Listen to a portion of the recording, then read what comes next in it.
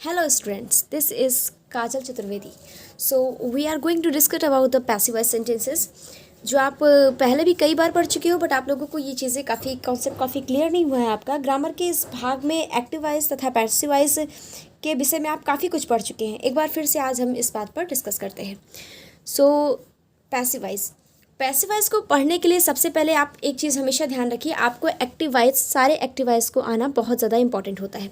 12 active voice होते हैं हमारे पास। Passive voice and active voice, passive voice तभी क्लियर होगा आपका जब आपका एक्टिव वॉइस भी क्लियर होगा। तो सबसे पहले अगर जिन लोगों का एक्टिव वॉइस नहीं क्लियर है, वो इस वीडियो को देखने से पहले सबसे पहले एक्टिव वॉइस को क्लियर कर लें। एक्टिव वॉइस को क्लियर करने के बाद आप पैसिव वॉइस को आसानी से पढ़ सकते हैं। सबको पता है कि हमारे पास 12 एक्टिव वॉइस है। Present indefinite, past indefinite, future indefinite, present continuous, past continuous, future continuous, ऐसे करके फ्यूचर परफेक्ट कॉन्टिन्यूअस तक हमारे 12 सेंटेंसेस होते हैं।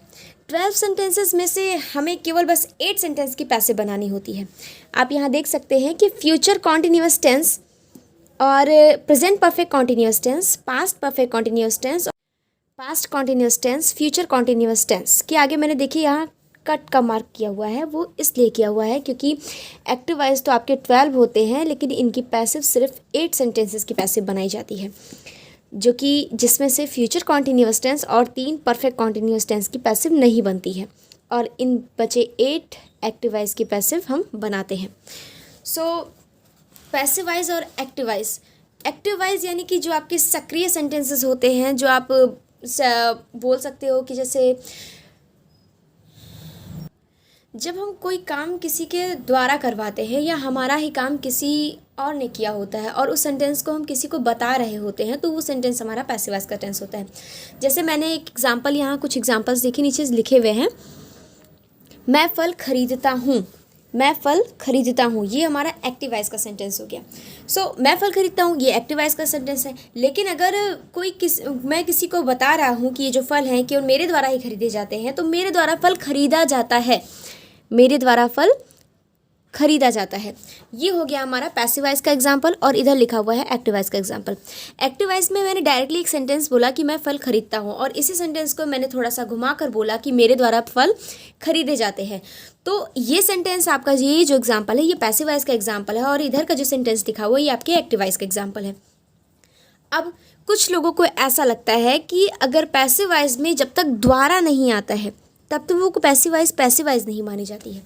ऐसा कुछ नहीं है। जब तक आपके सेंटेंसेस किसी के द्वारा किए जाते हैं तो वो सेंटेंस पैसिव वॉइस का होता है, ये बात तो क्लियर है। लेकिन कभी कभी सेंटेंस में ऐसा होता है कि द्वारा वर्ड दिया ही नहीं होता है और फिर भी वो सेंटेंस पैसिव वॉइस की होती है। तो इसकी पहचान आप कैसे करेंगे? सबसे पहले तो पैसिव वॉइस की पहचान कैसे करेंगे ये सीख लेते हैं। तो सबसे पहली पहचान की बात अगर हम करें तो पैसिव वॉइस में ये द्वारा वर्ड लगा होता है, जिसकी इंग्लिश मीनिंग होती है बाई। बाई का मतलब होता है द्वारा। पैसिव वॉइस बाई के लिए बहुत ज़्यादा फेमस होता है, लेकिन ज़रूरी नहीं है कि जब तक बाई नहीं आए तब तक वो सेंटेंस पैसिव वॉइस का ना हो। सबसे पहली पहचान मैंने बताई कि उस सेंटेंस में द्वारा आता है। दूसरी पहचान ये होती है कि सेंटेंस में कुछ निरर्थक शब्द भी आते हैं। जैसे यहाँ पर लिखा हुआ है, मैं फल खरीदता हूँ। जब वर्ब में आपकी ता है, ती हूँ, ते हूँ जैसे शब्द आते हैं तो वो सेंटेंस आपका प्रेजेंट इंडेफिनिट का होता है।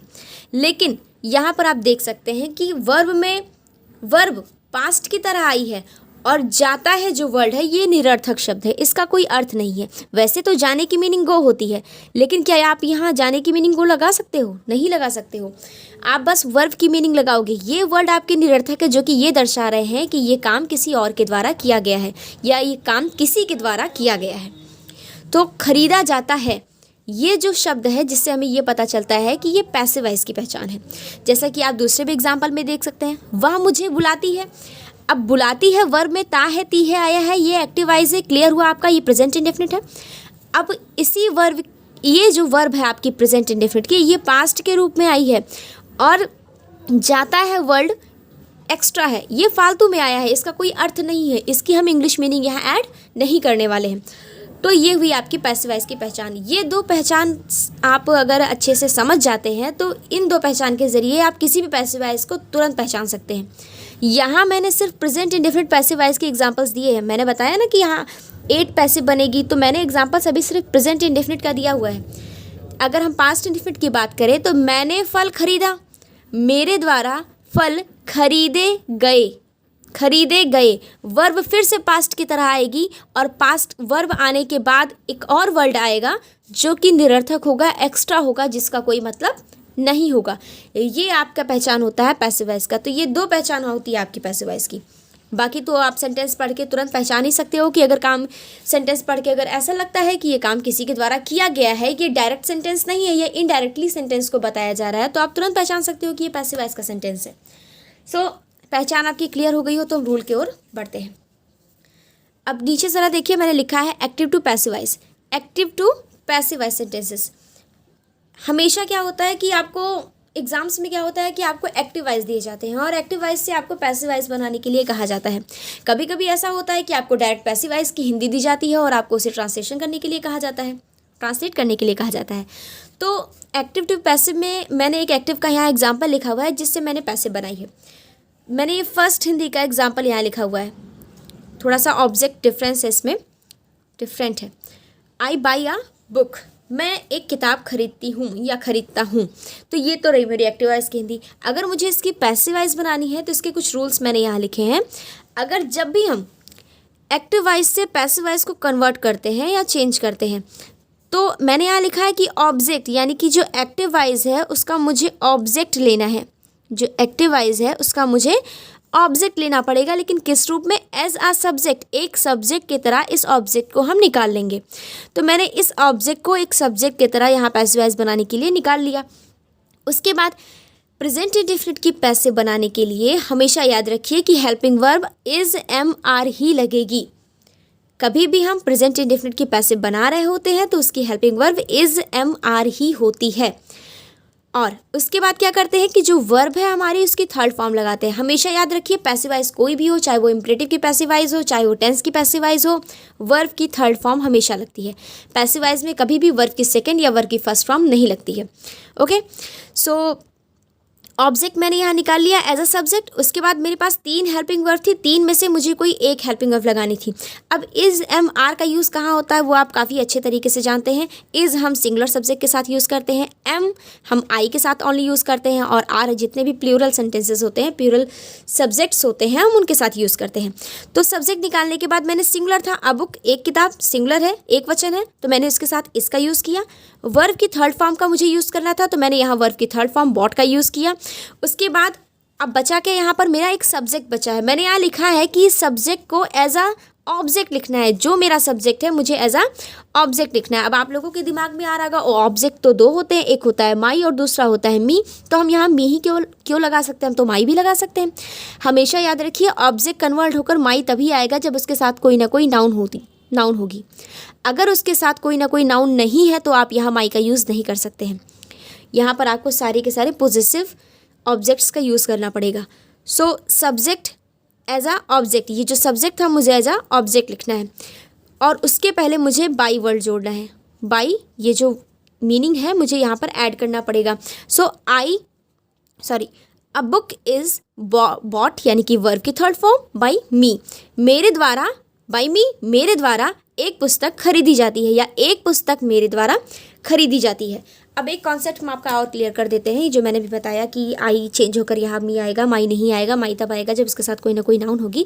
जैसे अगर मैंने यहाँ सब्जेक्ट कुछ ऐसा लिखा होता कि माई ब्रदर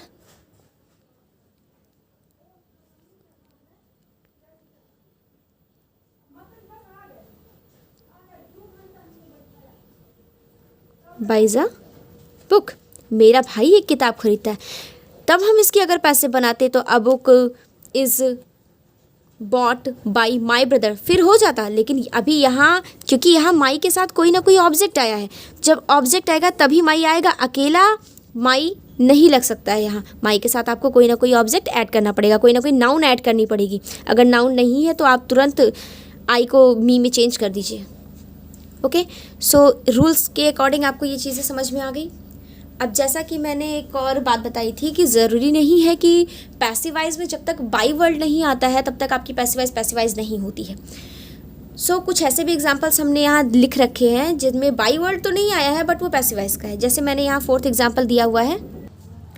हाँ, तो जैसे कि मैंने यहाँ एग्जाम्पल दिया गया है 4th एग्जाम्पल में देखिए, उसे बुलाया जाता है, उसे बुलाया जाता है। सो उसे बुलाया जाता है में कोई द्वारा मीनिंग आई है यहाँ कहीं? नहीं आई है, बट ये सेंटेंस पैसिव वॉइस का ही है, इसका हमेशा आप ध्यान रखिएगा। उसे उसे बुलाया जाता है। सो सब्जेक्ट यहाँ एज अ ऑब्जेक्ट लिखा हुआ है, क्योंकि ही की मीनिंग तो वह होती है ना हिंदी में, फिर उसे सब्जेक्ट कहते हैं ही, लेकिन यहाँ एज अ ऑब्जेक्ट वो उसे के रूप में लिखा गया है, उसे की मीनिंग भी यहाँ ही लगेगी। तो उसे बुलाया जाता है, वर्ब पास्ट की तरह आई है और एक्स्ट्रा वर्ड उसमें जाता है, वर्ड ऐड हुआ है। तो ये आपकी पैसिव वॉइस की पहचान है। जैसा कि मैंने 2 पहचान आपको बताया था, एक तो द्वारा वर्ड आएगा और दूसरा ये जो जाता है वर्ड एक्स्ट्रा आता है, जिसकी मीनिंग हम गो नहीं लगा सकते हैं, ठीक है। तो उसे बुलाया जाता है, ये डायरेक्ट पैसिव वॉइस का सेंटेंस है। जब मुझे इसे ट्रांसलेट करना होगा तो सबसे पहले हम उसे की मीनिंग लगाएंगे, जो कि होती है ही, और बुलाया जाता है तो यहाँ पर साफ साफ एक सेकंड मैं यहाँ लिख देती हूँ कि डायरेक्ट पैसिव वॉइस का रूल क्या होता है। डायरेक्ट पैसिव वॉइस के सेंटेंस बनाने के लिए रूल ये होते हैं, जो कि यहाँ आपके सामने लिखे गए हैं। उसे बुलाया जाता है, सबसे पहले मुझे सब्जेक्ट को ऐड करना है, सब्जेक्ट ऐड करने के बाद हेल्पिंग वर्ब को चुनना है। हेल्पिंग वर्ब हमारे पास 3 है, 3 में से कोई एक हेल्पिंग वर्ब सब्जेक्ट के अकॉर्डिंग मुझे देखकर लगाना है। उसके बाद मैंने आपको पहले भी बता दिया था कि पैसिव वॉइस कोई भी हो, किसी भी टेंस की पैसिव वॉइस है, किसी भी यूज़ की पैसिव वॉइस है, हमेशा वर्ब की थर्ड फॉर्म ही ऐड होगी। वर्ब की थर्ड फॉर्म ऐड करने के बाद आपको अदर वर्ड्स लगाने हैं। अगर सेंटेंस में आपको अदर वर्ड्स दिए गए हैं तो आप ऐड कर सकते हो। अदर वर्ड्स का मतलब जैसे उसे बुलाया जाता है, उसे मंदिर में बुलाया जाता है, या उसे मैदान में बुलाया जाता है, या उसे मंच पर बुलाया जाता है, तो ये सारे आपके अदर वर्ड्स होते हैं। अगर मैंने ऐसा कुछ अदर वर्ड यहाँ यूज़ किया होता तो आप यहाँ इसको आगे ऐड कर सकते थे। तो सब्जेक्ट मैंने ही को यहाँ ऐड कर दिया, और उसके बाद जाता है तो इज़ MR3 में से मैंने एक हेल्पिंग वर्ब को यहाँ ले लिया, और वर्ब की थर्ड फॉर्म यानी कि कॉल्ड। तो ही इज़ कॉल्ड, ये सेंटेंस कैसा हो गया? पैसिव वॉइस का सेंटेंस हो गया, वो भी विदाउट बाई, बिना बाई ऐड किए आपने पैसिव बनाया है। अब इसी की पैसिव अगर हम बाई ऐड करके बनाते हैं तो कुछ इस तरह बना सकते हैं कि उसे हमारे द्वारा बुलाया जाता है, सो ही इज़, और बुलाया जाता है सो कॉल्ड, और हमारे द्वारा बाई अस, तो he is called by us. ये हो गई हमारी पैसिव वॉइस। अब हम आपको कुछ सेंटेंसेस देते हैं पैसिव वॉइस के, जिसमें से आप खुद उस सेंटेंसेस को सॉल्व करेंगे। सो ध्यान से देखिए एक्सरसाइज नंबर 63, जिस पर आपको सारे सेंटेंसेस मिल जाएंगे पैसिव वॉइस के लिए ट्रांसलेट करने के लिए। ये आपकी एक्सरसाइज है जो आपको खुद से सॉल्व करना पड़ेगा। अगर आपको इस एक्सरसाइज को सॉल्व करने में कोई भी प्रॉब्लम आती है तो आप मुझे कमेंट बॉक्स में बता सकते हैं। हम आपको उस सेंटेंस को रूल के साथ अच्छे से एक्सप्लेन कर समझा देंगे, यानी कि एक्सप्लेन कर देंगे। और उसके बाद अगर आपको किसी भी तरीके का So guys, here are some examples of passive voice sentences. You can see there. First to 10 sentences यहाँ आपको दिए गए हैं। आप इस सेंटेंसेस की पैसिव वॉइस बनाइए। अगर आपको बनाने में से कोई भी प्रॉब्लम होती है तो आप मुझे कमेंट बॉक्स में बता सकते हैं। आपके बताने के बाद मैं अच्छे से एक दूसरे वीडियो में उस सेंटेंसेस को एक्सप्लेन कर दूँगी। सो 63 एक्सरसाइज नंबर 63 पे मैंने सारे सेंटेंसेस यहाँ दिए गए हैं, और डिफ़िकल्ट वर्ड्स भी आपके नीचे दिए गए हैं। इसको आप सॉल्व करिए खुद से, और सॉल्व करने के बाद मुझे बताइए कि आपको अच्छे से पैसिव वॉइस समझ में आ गई है या नहीं आ गई है। अगर कुछ स्टूडेंट्स को पैसिव वॉइस के कुछ रूल नोट्स बनाने के लिए चाहिए या ढंग से लिखने के लिए चाहिए, तो आप देख सकते हैं कि यहाँ पर कुछ पैसिव वॉइस के रूल्स लिखे गए हैं नंबरिंग कर, और यहाँ पर कुछ उसके एग्जाम्पल्स भी लिखे गए हैं। पैसिव वॉइस की पहचान भी लिखी गई है, और यहाँ पर रूल्स भी लिखे गए हैं कुछ, तो आप इससे यहाँ से नोटिस कर सकते हैं। Thanks for watching my video, and comment box में ज़रूर बताइएगा कि आपको पैसिव वॉइस समझ में आया या नहीं आया, और आपको इसे समझने में और कौन कौन सी डिफ़िकल्टीज़ हो रही है, आप ये भी मुझे बता सकते हैं। Thank you.